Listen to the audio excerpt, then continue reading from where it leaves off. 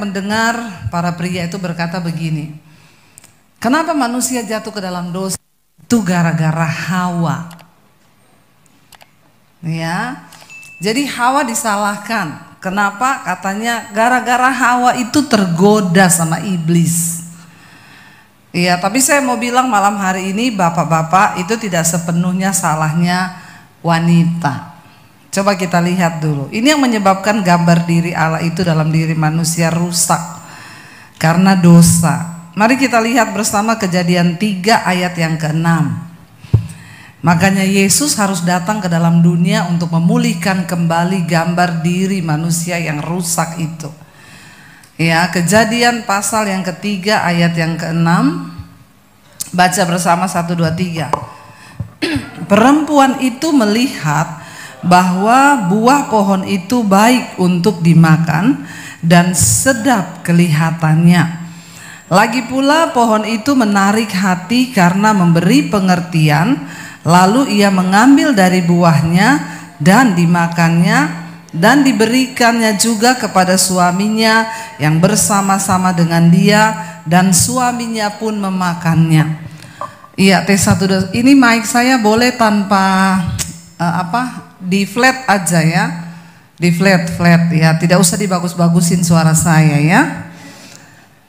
Iya, T1 2 3 3 2 1, ehonya diturunin aja, bisa nggak ya? Flat aja. Tes 1 2 3 3 2 1. Ini kayak ada efeknya ya. Ada efeknya enggak ini? Hilangin aja efeknya ya. Iya, tes 1 2 3 3 2 1 dicoba. Iya, terus turun sampai habis flat. Bapak Ibu, kalau kita lihat di situ dikatakan bahwa perempuan itu melihat bahwa buah pohon itu baik untuk dimakan dan sedap kelihatannya. Lagi pula pohon itu menarik hati karena memberi pengertian. Lalu ia mengambil dari buahnya dan dimakannya dan diberikan juga kepada suaminya. Baca bersama yang apa?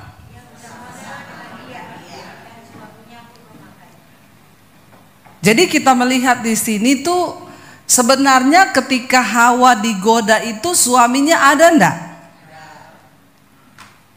Ya. Tetapi tidak berfungsi.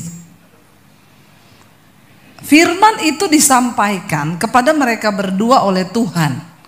Semua pohon ini boleh kamu makan kecuali yang satu itu. Berarti Adam juga mendengar. Tapi ketika wanita istrinya itu digoda oleh iblis, ya dia ada loh bersama-sama dengan istrinya di situ. Waktu itu saya belum mengerti, saya belum membaca benar ayat ini. Jadi saya pikir kenapa Hawa itu tergoda ya? Oh mungkin Adam lagi tidur. Ya, ternyata ketika saya baca baik-baik, saya nggak terima wanita itu disalahkan terus. Ya, siapa suruh bapak-bapak undang ibadah pria wanita pembicaranya. Tapi tenang, besok nanti wanitanya yang saya habis-habisin. Ya, ini kan untuk pria dulu ya, kita habis-habisin dulu lah prianya ya. Loh, ayat ini berkata dengan jelas diberikan kepada suaminya yang bersama-sama dengan dia loh. Ya, di sini kita melihat bahwa suaminya itu memang kehilangan fungsi. Udah gitu dia nggak tegur, harusnya kan waktu iblis goda, lalu dia bisa bilang, jangan loh, firman Tuhan berkata, kita nggak boleh makan. Makanya pria-pria, supaya keluarga rumah tanggamu berhasil, engkau harus Ibu-ibu yang jawab.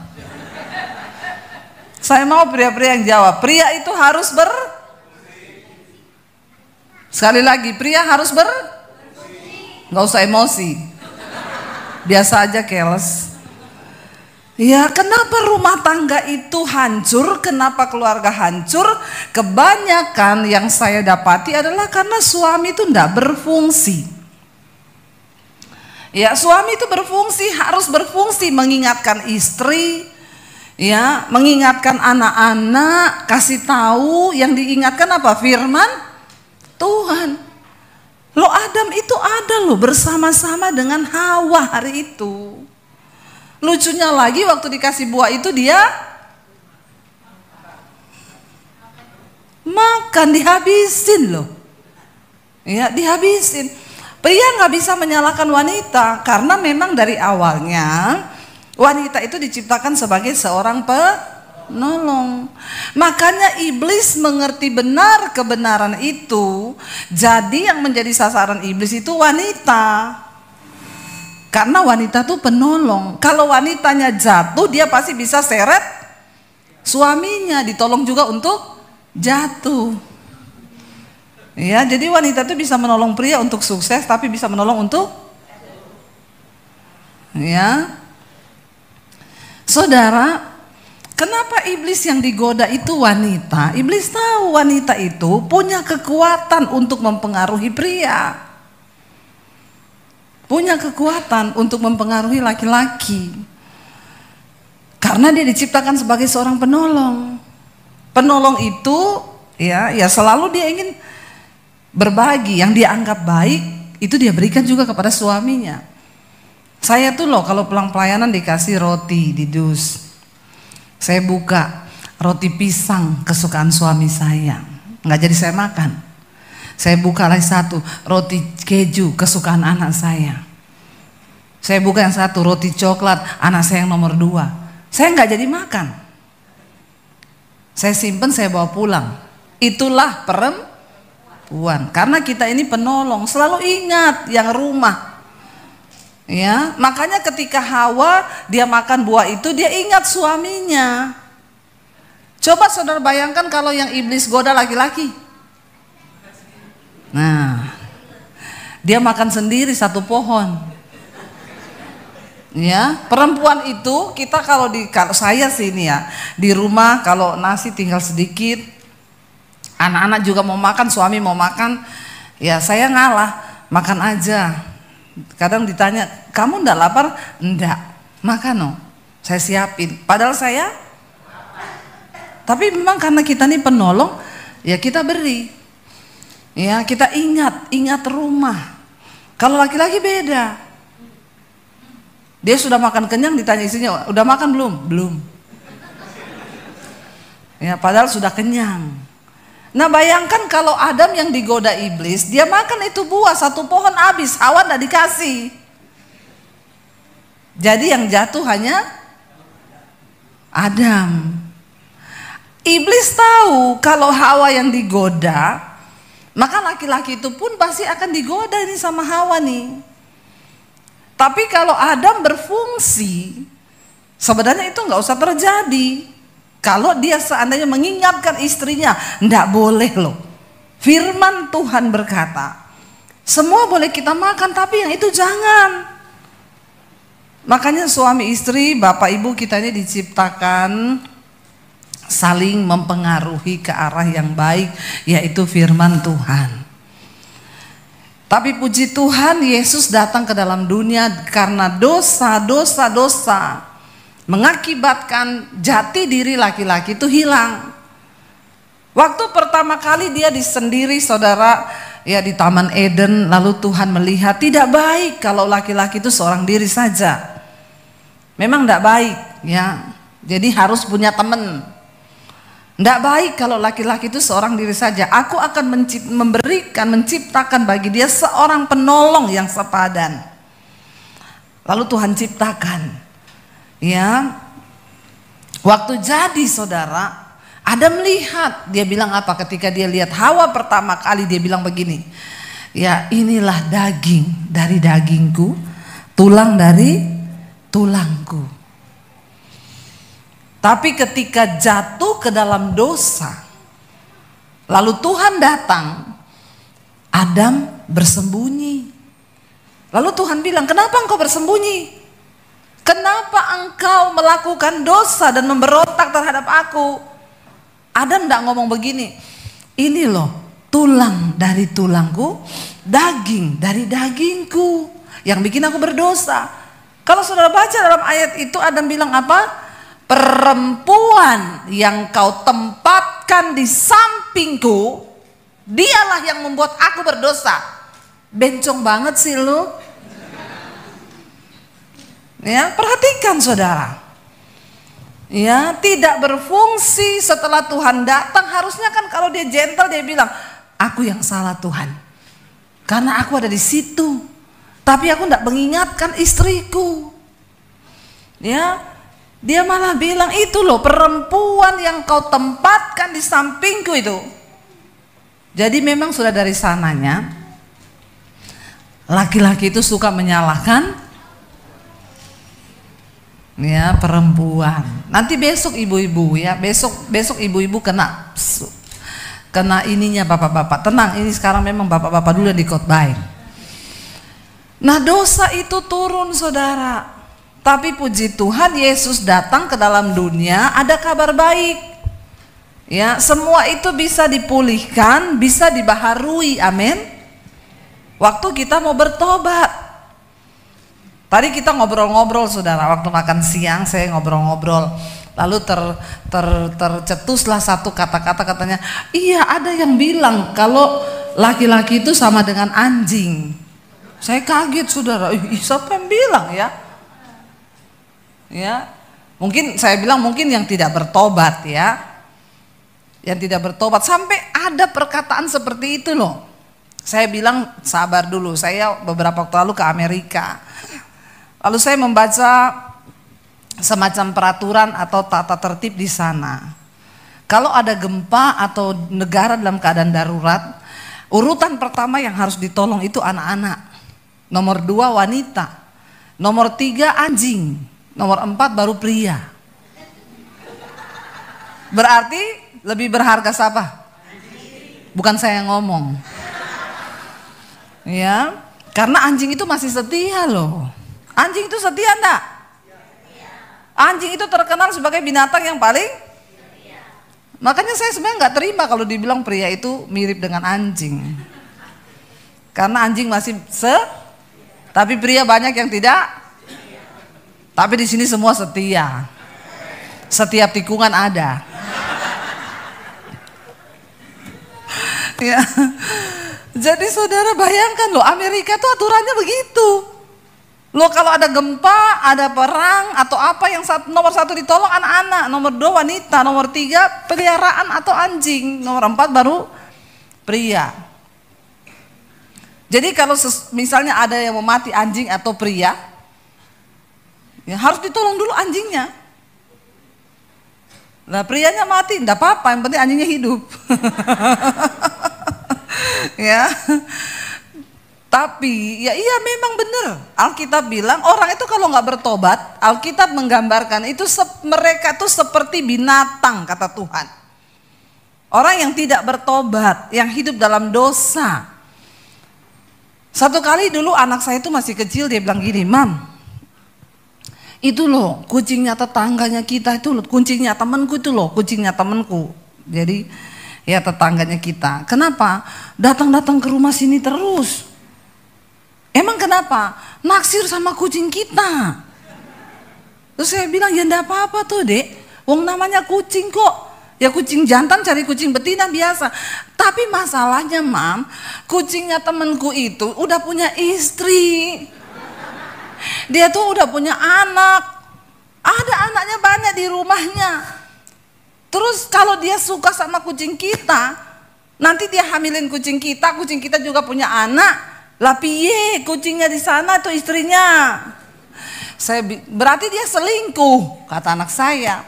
Saya bilang, Dek, kucing itu ndak ada dibilang selingkuh. Ya, kucing itu dia bisa beranak di mana-mana.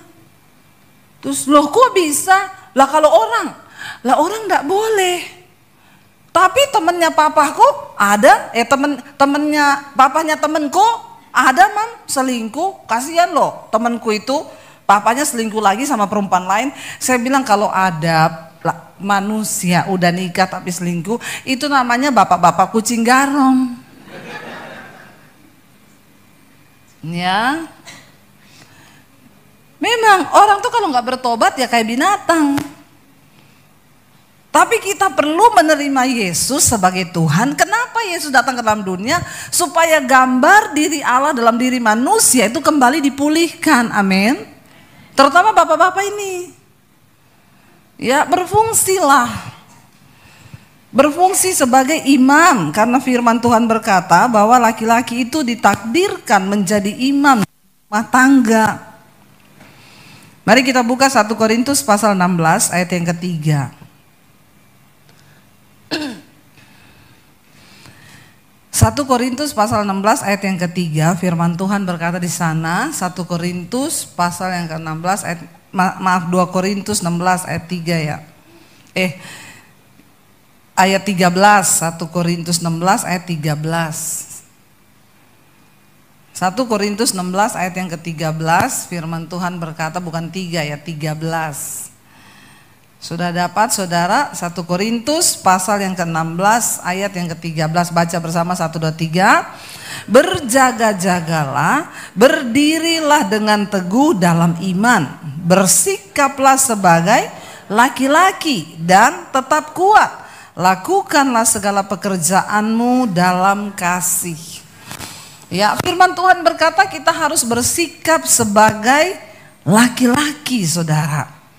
Ya, laki-laki itu apa? Dia berdiri teguh, ya, berjaga-jaga. Bapak-bapak, engkau ditakdirkan dalam rumah tanggamu supaya engkau tuh berjaga-jaga buat istri dan anak-anak. Ya, kita yang harus berjaga-jaga. Saya tuh bersyukur saya menikah dengan saya. Ya, saya ini orang Sulawesi, ya. Suami saya orang Solo, saya Sulawesi. Jadi Solo ketemu Solo ada wesinya. Orang Solo itu kan halus toh. Ya, ketemu sama Sulawesi. Kita ini kalau ngomong ya nadanya tinggi terus. Ya, tapi orang Solo itu kalau ngomong nadanya rendah terus. Saya bersyukur saudara. Ya, jadi saya diketemukan sama suami saya itu kita nih kayak botol ketemu tutup. Ya. Iya, waktu saya menikah dengan suami saya tuh proses dalam rumah tangga kami itu cukup luar biasa. Kenapa? Karena yang menjadi persoalan nomor 1 dalam rumah tangga kami itu adalah masalah bahasa. Bahasa, padahal ya sebuah hubungan itu dibangun atas dasar komunikasi. Kalau komunikasinya rusak, maka hubungan itu pasti rusak, saudara. Nah, saya menikah dengan suami saya. Ya, kita ini ketemu di gereja loh, bayangkan. Pacaran ya ketemu di gereja. Itu gereja tuh tempat yang sangat kudus untuk ketemu jodoh. Ya, jadi kalau ditanya dulu ketemunya di mana? Di gereja. Aduh, kudus banget ya. Daripada tanya dulu ketemu di mana? Di terminal. Kan gimana gitu ya, ketemu jodoh di terminal, ini cari jodoh apa cari preman gitu ya. Saya dulu berpikir saya menikah dengan suami saya, wah pasti luar biasa, sama-sama hamba Tuhan. Dia pelayanan di gereja, kami ketemu di gereja waktu saya pelayanan di Solo. Saya pikir pasti kalau kita salah paham, ngomongnya haleluya, puji Tuhan. Ya, kalau mau berantem bahasa roh keluar, sikaralah bapak. Itu bayangan saya. Waktu kami menikah saudara, masalah pertama dalam rumah tangga kami itu bahasa. Saya ini dari Sulawesi, ya dari Poso, saya sekolah di Makassar, saya tinggal lama di Makassar, lalu saya pergi ke Solo, saudara. Jadi ya bahasa kita tuh ya bahasa orang sana. Kalau ngomong itu ya, orang Sulawesi itu kan kalau panggil, woi, ya, mampir di rumah, kemana aja? Itu orang Sulawesi, saudara. Waktu saya menikah sama suami saya orang Solo, di Solo itu enggak ada kayaknya orang menyapa seperti itu. Ya, saya menikah dengan suami saya, pertama kali menikah, saya teriak sama dia. Ya, akhirnya kami kan tinggal bersama. Selama ini kan pacaran, orang tuh kalau pacaran kan semua pencitraan toh. Manis, yang manis-manis keluar. Waktu kami menikah saudara, akhirnya keluar aslinya. Saya tuh sampai stres saudara, setiap kali saya ngomong ya, saya panggil suami saya kan Jo, artinya bojo. Ya, jadi saya kalau habis masak saya teriak, Jo, ayo makan. Dia kaget, dia ngomong gini, Mbok ojo nesu toh. Saya tuh ngomong, aku ini ndak marah loh, diajak makan kok. Yo biasa wae toh ngomongnya. Ya ini biasa. Saudara, saya tuh stres tiap hari, dia itu setiap kali itu cuma masalah bahasa terus yang diungkit. Ya, jadi bayangkan saya bangun pagi, siang ngomong apa aja. Dia selalu ngomong gini, Mbok kowe itu belajar ngomong sing alus ngono loh. Terus saya bilang, lah saya ini dilahirkan di Sulawesi, memang kita ini ngomong nadanya seperti ini. Terus bagaimana caranya saya bisa ngomong halus? Ya ndak bisa lah. Dia bilang, ojo ngomong ora iso. Ngomong iso. Saya bilang ya ndak bisa, saya ini dari kecil begini. Lalu diajarkan saya gini ya, kowe itu nek meh belajar ngomong Jawa, nadamu itu yang ujung diturunin. Jangan naik. Orang Sulawesi itu kalau ngomong belakangnya naik ya Bu ya. Belakangnya itu naik terus. Jadi saya stres saudara. Ya kadang saya mau belajar sih ya. Kadang besoknya saya bangun. Jo ayo makan. Ya capek loh hidup begitu. Sampai saya juga tantang dia. Coba kamu ya, kamu tak suruh kamu ngomong kayak orang Sulawesi. Nada belakangmu naik, coba. Dia ya ndak bisa loh. Ndak bisa, memang udah biasa ngomong. Lah saya bertahun-tahun begitu sampai tiap hari kita tuh cuma ribut masalah bahasa. Ya. Sampai saya bilang sama dia, kenapa juga kamu pilih menikah sama saya? Kalau memang kamu cari istri yang nadanya itu lembut, kenapa kamu gak kawin sama Sri Rezeki? Kenapa kawin sama Debbie Basir? Ya, jadi kita ribut soal komunikasi terus saudara. Kami juga dibesarkan dari lingkungan keluarga yang berbeda. Saya itu dari Sulawesi, ya papi saya itu kepala kantor dulu. Tapi dia, orang Sulawesi itu laki-lakinya itu bisa masak, banyak yang bisa turun ke dapur. Ya, jadi papi saya itu walaupun dia di kantor, kepala kantor, dia pulang masak saudara di rumah. Kadang mami saya lagi nonton TV, dia bikinin kopi. Dan itu saya lihat di depan mata saya. Nah suami saya ini berasal dari ya orang Solo yang laki-laki itu kayak raja di rumah. Ya, jadi minta apa dituruti ya. Kalau minta bapaknya itu cuma teriak aja gitu ya. Emaknya datang. Nah waktu kami menikah, tanpa disadari suami saya itu membawa karakter ya, dia melihat dibentuknya seperti itu. Saya melihat keluarga saya itu seperti ini. Nah waktu kami menikah saudara, itu luar biasa prosesnya. Jadi saya melihat ya ketika waktu baru pertama nikah, tahun-tahun pertama, wah itu bulan madu saudara ya, madu terus. Ya, madu itu manis saudara. Akhirnya saya mulai hamil, punya anak 1, punya anak 2. Ya, setiap anak 1 tahun hamil lagi, 1 tahun hamil lagi. Kita kejar tayang soalnya. Nggak pakai pembantu, saya urus anak sendiri. Ya, waktu baru pertama menikah, saya bikinin dia kopi tiap pagi, ya makan saya siapin. Lama-lama bayangkan nggak ada pembantu, urus anak sendiri.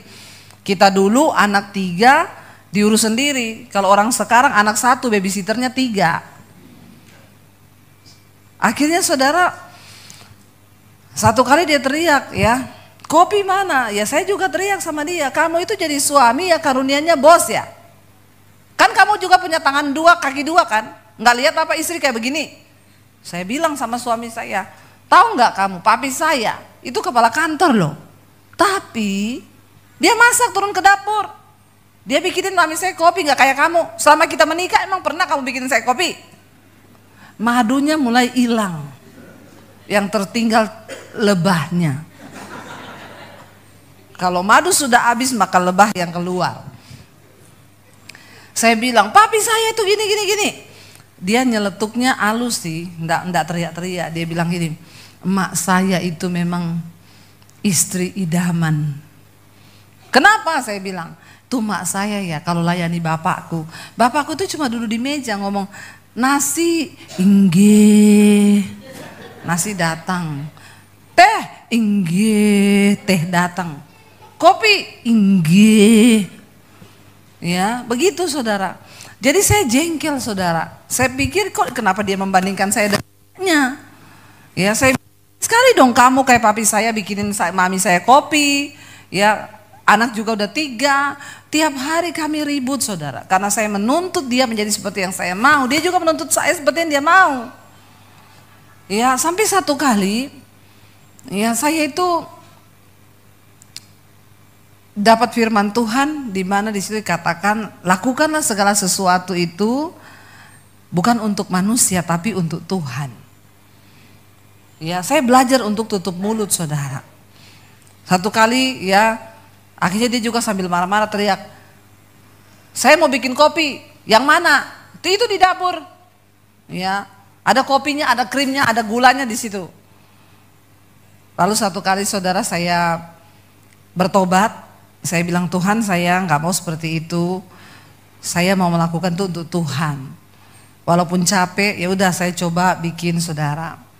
Ketika saya mencoba untuk berubah, ya ternyata suami saya pun berubah.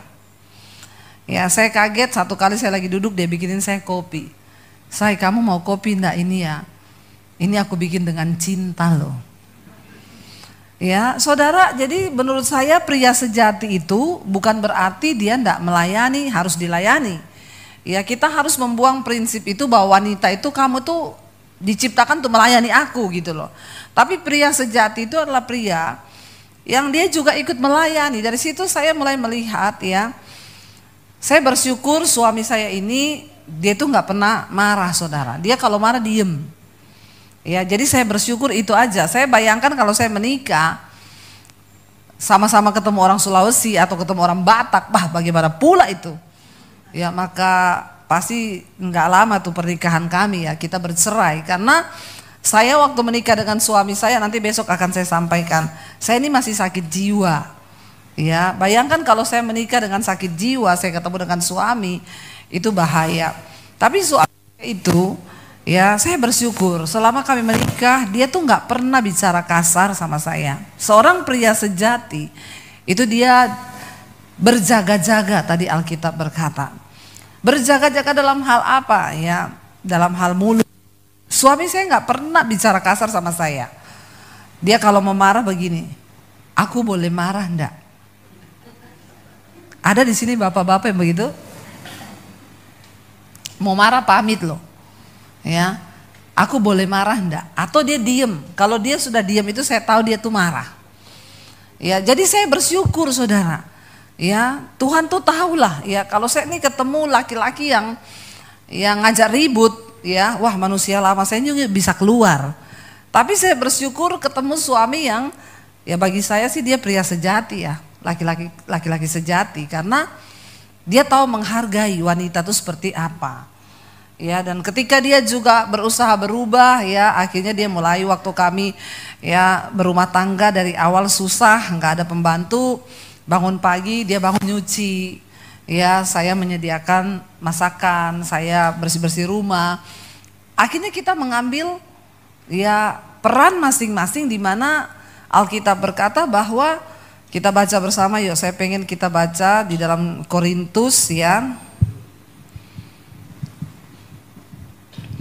1 Korintus tadi ya pasal yang ke-16 dikatakan di sana, berjaga-jagalah, berdirilah dengan teguh dalam iman dan bersikaplah sebagai laki-laki dan tetap kuat ya. Kenapa? Oh, baterainya habis. Ya, dan dikatakan dari tadi kayak pakein lebih enak ya. Dikatakan di sana dan tetap kuat saudara. Menjadi kuat bagi seorang laki-laki itu bukan berarti wah ketika saya itu bantu istri atau saya melakukan hal-hal yang begini-begini itu berarti saya itu lemah. Ya, Tapi di situ dikatakan saudara, ketika kita ini menjadi suami, kita menjadi kuat. Artinya apa saudara? Ketika kita menjadi suami, kita ya kuat itu supaya anak-anak istri kita pun juga kuat di dalam Tuhan. Dan saya melihat ya ketika suami saya mulai berubah, ya saya juga akhirnya berusaha untuk berubah, dan kita melihat sama-sama kita bertumbuh di dalam Tuhan, dan kita akhirnya sama-sama menjadi orang yang punya komitmen untuk melakukan firman. Saya dengan suami ya kita punya komitmen dari dulu. Kita berkata begini saudara, kita suami istri harus tunduk kepada firman Tuhan. Ya, tidak ada aturan dari keluarga atau prinsip-prinsip keluarga yang kita bawa ke dalam rumah tangga kita. Suami saya berkata begini satu saat, kita mau benerin rumah tangga kita ini supaya kita nggak berantem terus. Aku tidak mau kamu membawa prinsip orang tuamu ke dalam rumah tangga kita. Saya juga tidak akan membawa prinsip dari keluarga saya ke dalam rumah tangga kita. Tetapi yang kita bawa adalah firman Tuhan. Ya, karena seringkali itu yang bikin berantem saudara. Ketika enggak, ya saya itu waktu kecil papa saya itu begini-begini, mama saya itu begini-begini.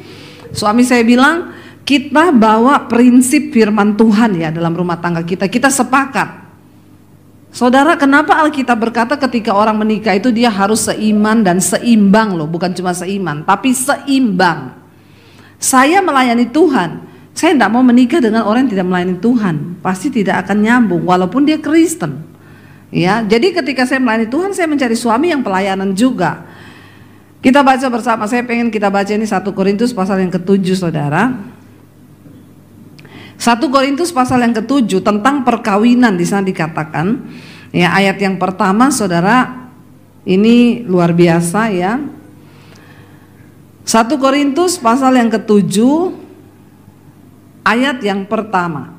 Dan sekarang tentang hal-hal yang kamu tuliskan kepadaku adalah baik bagi laki-laki kalau ia tidak kawin. Langsung bapak-bapak yang sudah kawin ngomong gini, iya ya harusnya betul begitu ya. Jangan ngomong begitu ya bapak-bapak. Tetapi mengingat bahaya percabulan, baiklah setiap laki-laki mempunyai istrinya sendiri dan setiap perempuan mempunyai suaminya sendiri. Kenapa saudara? Mengingat bahaya percabulan. Ya, daripada kita berbuat dosa karena tidak tahan bertarak, ya lebih baik menikah. Dan harusnya orang yang sudah menikah itu tidak lagi melakukan percabulan karena dia sudah punya istri. Jadi kalau ada laki-laki di sini yang sudah punya istri tapi selingkuh melakukan percabulan, nah itu tadi laki-laki kucing garong. Ya. Saudara, dikatakan di sini laki-laki itu menikah ya supaya dia tidak hidup dalam percabulan. Ayat 3, kalau sudah menikah dikatakan hendaklah suami apa? Memenuhi kewajibannya terhadap istrinya, demikian pula istri terhadap suami. Istri tidak berkuasa atas tubuhnya sendiri, tetapi suaminya. Demikian pula apa? Suami tidak berkuasa atas tubuhnya sendiri, tetapi istrinya. Itu namanya kita ini menjadi satu tubuh. Ya, kalau kita ini saling ada pengertian, ya, istri bagian kita tuh harus melayani suami. Karena tubuh kita ini bukan milik kita sendiri, tapi tubuh kita ini adalah milik suami kita juga. Demikian juga suami, bahwa tubuhmu itu bukanlah milikmu sendiri, tetapi adalah milik Tuhan. Dulu ada seorang suami itu telepon saya, dia bilang gini, Bu Debi, saya mau minta ayat. Ayat apa? Ayat yang berkata bahwa, hai istri, tunduklah kepada suamimu. Lalu saya tanya sama dia, emangnya Bapak minta ayat itu untuk apa Pak? Saya mau kasih sama istri saya itu loh Bu. Istri saya itu ndak tunduk, istri saya itu begini. Ya, lalu saya bilang, Pak, ya sebelum Bapak itu minta untuk ayat yang untuk istri, ya Saya juga mau kasih sama Bapak ayat yang untuk suami. Terus dia bilang begini, emang ada Bu? Ada. Supaya Bapak tahu juga. Lalu saya kirimi dia ayat Efesus pasal yang kelima ayat 25 Pak. Ini ya untuk Bapak ya. Saya mau kasih nih, saya kasih dia. Hai suami, Efesus 5 ayat 25. Kasihilah istrimu sebagaimana Kristus telah mengasihi jemaat dan telah menyerahkan dirinya baginya untuk menguduskannya sesudah ia menyucikannya dengan memandikannya dengan air dan firman. Saudara, saya bilang, Pak, ayat Alkitab bilang, hai suami kasihilah istrimu sebagaimana Kristus mengasihi jemaat dan menyerahkan dirinya baginya. Bapak mengerti ayat ini Pak? Dia bilang, loh ada ya ayat begitu? Iya, jadi sebelum Bapak kasih ke istri suruh tunduk, Bapak lakukan dulu ayat ini Pak. Saya bilang, kenapa ada istri yang tidak tunduk kepada suami? Karena di situ pasti ada suami yang tidak mengasihi istri. Ya, kalau suami mengasihi istri tidak mungkin saudara istri itu tidak tunduk kepada suami. Suami harus melakukan kewajibannya terhadap istrinya. Bapak-bapak, Alkitab berkata bahwa kepala rumah tangga itu adalah suami. Tanggung jawab itu berat loh. Jangan hanya menuntut gini, aku nih kepala loh di sini. Loh bapak-bapak ngerti nggak artinya kepala itu? Ya, engkau sebagai kepala, urutannya Kristus, baru suami. Jadi suami itu harus dekat dengan Tuhan supaya dia bisa membawa istri dan anaknya datang kepada Tuhan. Ketika engkau dekat dengan Tuhan, maka istrimu pasti tunduk kepadamu. Saya ini biar begini-begini saudara. Ya, saya kalau pakai baju, biar saya udah anggap baju itu bagus. Suami saya bilang, enggak bagus, ganti. Saya ganti loh. Ya, saya ganti. Walaupun saya udah rasa bagus loh. Aku udah lihat ini bagus, enggak bagus, ganti. Saya ganti loh saudara. Ya, kenapa sampai hari ini saya ini rambut pendek? Karena suami saya nggak kasih saya pelihara rambut. Saya tuh suka, saya pengen coba rambut panjang saudara. Sampai anak-anak saya tuh bilang, mami itu loh, bawa rambut pelihara. Anak saya semua rambutnya panjang saudara, sampai segini, kriwil-kriwil lagi. Jadi mereka tuh bilang, mami tuh pelihara rambut, biar kayak ibu lain tuh yang pasti cantik deh. Saya bilang, ya itu ngomong sama papimu, nggak boleh. Ya, karena dia bilang, enggak, aku tuh suka kamu rambut pendek. Sampai saya tuh dulu berpikir begini, mungkin karena suami saya belum pernah lihat saya rambut panjang kali, makanya dia itu enggak kasih saya rambut panjang. Saya pergi hair extension saudara. Saya sambung rambut. Bayangkan tunggu di salon berjam-jam disambung satu-satu itu. Jadilah panjang segini, kriwil-kriwil. Waktu saya lihat di salon, menurut saya tuh cantik, mirip Syahrini saya. Biasa aja, nggak usah ngejek. Ya, saya pulanglah ke rumah, saya WA, saya SMS anak saya, papi mana? Mami mau masuk rumah, bikin kejutan. Ya, saya masuk rumah, anak-anak saya gini, ih cantik, ya ampun mami cantik, cantik toh. Cantik, anak saya tuh sampai pegang-pegang rambutnya begini. Panggil papi, panggil. Saya sudah duduk di ruang tamu, saudara mau bikin kejutan. Suami saya datang, dia lihat dari jauh, dia bilang, bencong. Bayangkan, rasakan saudara. Langsung dia bilang, pergi copot saya, copot, ndak cocok. Anak saya langsung nangis, pap jangan toh, kasihan loh mami cantik kayak begitu. Ndak, copot. Saya bilang sama suami saya, izin 1 minggu aja, beneran ya 1 minggu ya. Tapi ternyata tidak bertahan 1 minggu. Malam tidur dia mau peluk saya, dia teriak, bencong. Jadi dia lihat saya ini bencong terus saudara. Akhirnya nggak sampai 1 minggu, cuma 2 hari. Besoknya saya disuruh pergi, saya copot. Saya copot. Ya, kenapa saya tunduk kepada suami? Ya karena dia mengasihi saya. Amin bapak-bapak. Ya. Kadang pulang capek pelayanan mau pijet, ya dia tanya loh, sini dipijetin kaki saya. Ya, laki-laki sejati itu bukan berarti dia dilayani terus. Ya, mari saudara, kami merasakan hari-hari ini rumah tangga kami luar biasa. Ya, saya sampai bilang sama suami saya, kita ini udah lama loh ndak berantem. Berantem yuk. Ya, kok hidup ndak pernah berantem tuh kayaknya gimana gitu ya. Tapi puji Tuhan saudara, kenapa kita harus hidup rukun bersama?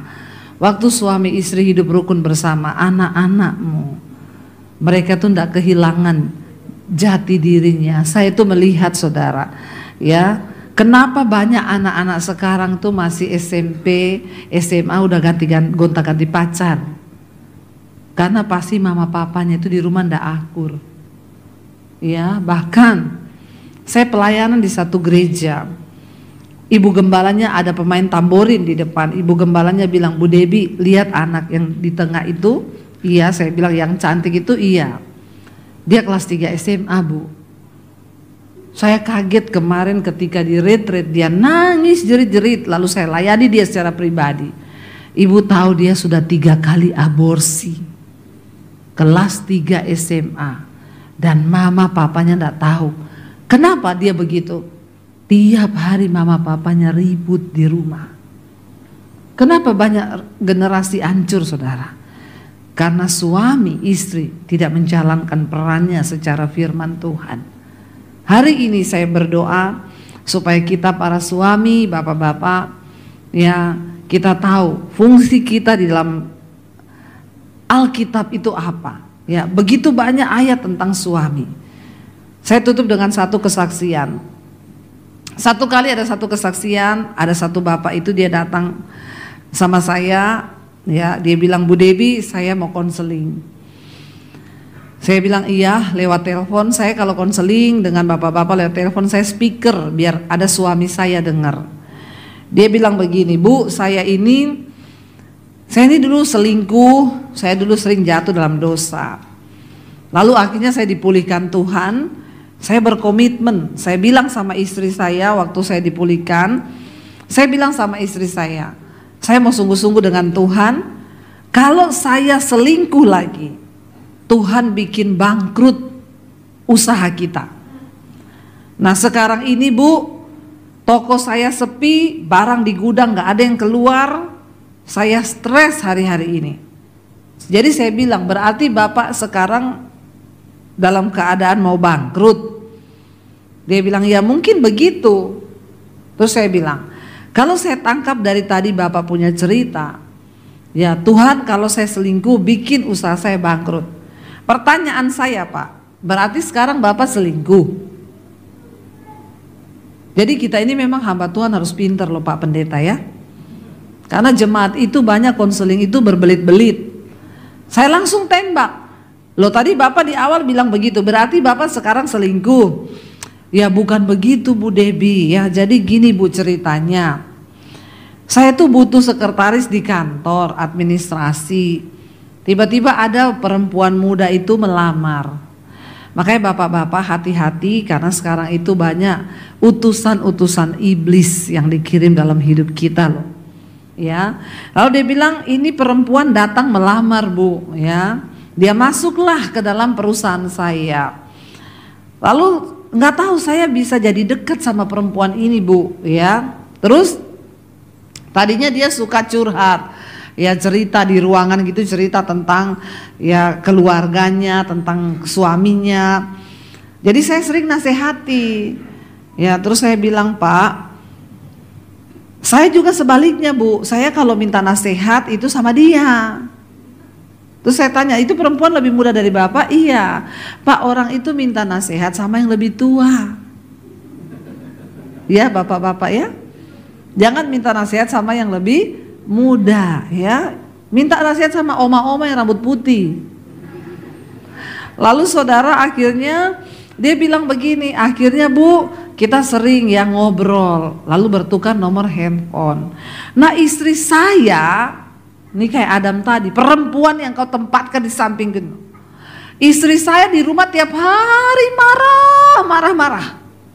Ya, saya itu bosen ya, udah saya pusing di kantor, ketemu istri di rumah marah-marah. Ya, makanya ibu-ibu juga jangan terlalu marah-marah di rumah ya. Saya pulang dia ngomel gini-gini, udah males saya. Ya, saya nggak bisa tidur malam-malam. Perempuan ini SMS, Pak, udah tidur belum? Ya, mau minta nasihat. Ya, lalu bapaknya balas, saya juga pusing ini, istri marah-marah terus ya. Dia yang memberi kekuatan kepada saya. Ya, Bapak yang sabar ya Pak ya. Karena ini perempuan lembut Bu, akhirnya saya jatuh di dalam dosa sama perempuan ini. Karena dia nggak seperti istri saya Bu, dia tuh lembut. Saya bilang iya Pak, karena masih bulan promosi. Ada yang dia mau dari Bapak. Ya, nanti kalau bulan promosinya sudah habis, dia lebih gila dari istrimu.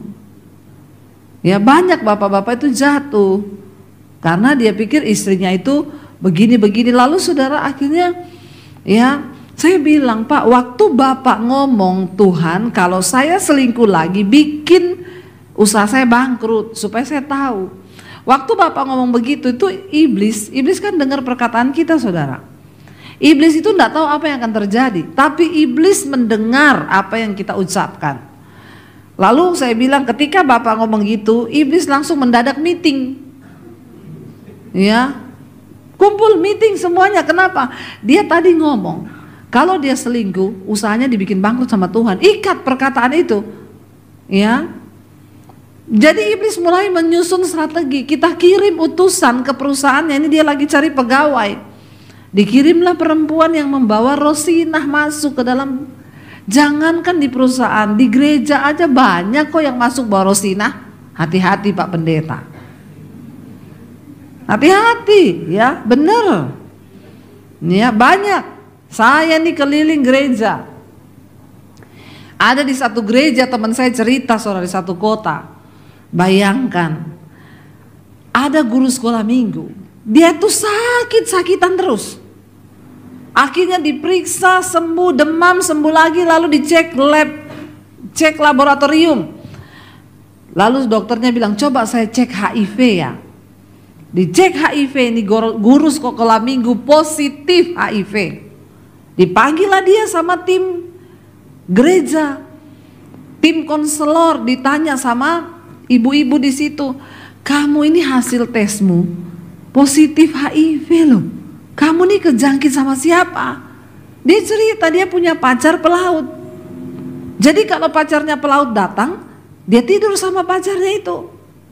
Lalu ditanya, nah kamu selain sama pelaut itu ada pacar lain gak yang kamu juga tiduri? Dia nangis. Itu dia, sama siapa? Bapak Gembala. Jangan tertawa, ini kisah nyata loh. Setan mengirim. Akhirnya pelan-pelan lah tim penggembalaan ini ajak Bapak Gembala ngomong. Makanya kok Bapak Gembala akhir-akhir ini drop terus, sakit-sakitan juga. Akhirnya mereka bilang, Pak enggak bisa tunda, Bapak periksa ya. Dicek saudara, dan keluar hasilnya Bapak Gembala juga positif HIV. Enggak lama, berapa bulan kemudian guru sekolah minggunya meninggal. Bapak Gembala pun innalillahi wa inna ilaihi rojiun. Meninggal Bapak Gembala. Saudara lihat ya, akibat dosa yang hanya sesaat. Makanya saya bilang utusan iblis itu ada loh. Bapak-bapak hati-hati, berjaga-jaga hari-hari ini. Ya, jangan bilang, oh itu kan yang tua-tua juga. Ya, saya dengar kisah saudara. Ada suami istri merayakan ulang tahun pernikahan 50 tahun orang kaya. Cuma bapaknya itu lagi pesta di hotel, mereka tinggal di hotel yang sama. Dia ngomong sama istrinya, aku capek, aku tak balik ke kamar ya. Istrinya tanpa curiga, ya udah ini masih banyak tamu, kamu ke kamar dulu. Cuma ketemu perempuan di lift. Waktu mau naik ke kamar, memang pelakor-pelakor zaman now itu tahu bidikannya memang bapak-bapak yang kaya. Bapak ini kaya. Di lift tok tukeran nomor handphone. Dia ulang tahun pernikahan yang ke-50, berarti bapak ini usianya berapa? 70 apa 75 tahun. Bisa bercerai, tinggalkan istri dan anak-anaknya loh, pergi sama perempuan muda. Jadi jangan bilang hari ini bapak-bapak ndak usah berjaga-jaga. Ngeri ketika iblis itu bekerja, rumah tangga hancur, semuanya hancur. Ya, pelayanan hancur. Mari bapak-bapak, engkau itu dipilih Tuhan menjadi imam di dalam keluarga.